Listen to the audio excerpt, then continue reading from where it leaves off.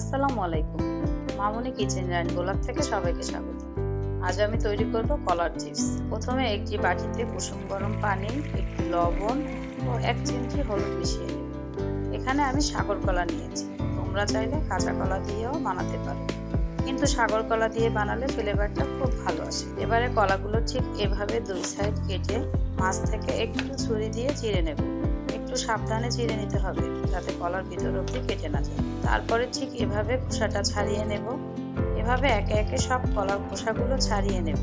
খোসা ছাড়িয়ে লবণ হলুদ পানিতে 2 মিনিট ভিজিয়ে ভালোভাবে ধুয়ে নেব। ধোয়া শেষে আবার একটু পানির মধ্যে লবণ দিয়ে 2 মিনিট ভিজিয়ে রাখবো, যাতে ছিলে রাখা কলাগুলো কালো না হয়ে যায়। যত পাতলাভাবে কলাগুলো স্লাইস করে কেটে নেওয়া যাবে ততই চিপসগুলো মচমচে হবে। এখানে আমি পিলার দিয়ে স্লাইস করে নিয়েছি, তোমরা চাইলে ছুরি দিয়েও কেটে নিতে পারো। এবার কেটে রাখা কলাগুলো একটা ঝুড়িতে নিয়ে নিব। সামান্য পানি ছড়িয়ে, বেশিক্ষণ রাখা যাবে না, তাহলে কলা কালো হয়ে যাবে। তাই সঙ্গে সঙ্গেই তেলের মধ্যে ভাজতে শুরু করব। প্রথমে আমি অর্ধেক কলাগুলো স্লাইস করে নিয়েছি।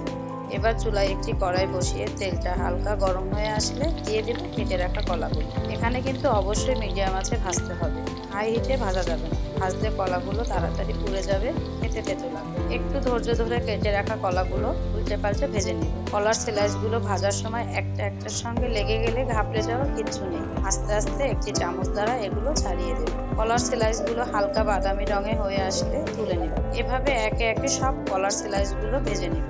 সবগুলো ভাজা শেষে একটু বিট লবণ ও ভাজা মরিচগুলো ছিটিয়ে উল্টা পাল্টা করে সব কলাগুলো একসঙ্গে মাখিয়ে নেব। তোমরা ঝাল পছন্দ না করলে গুঁড়ো মরিচ বাদ দিতে পারো। ব্যাস, তৈরি হয়ে গেল কলার চিপস। তোমাদের কাছে কেমন লাগলো আজকে কলার চিপসের রেসিপি?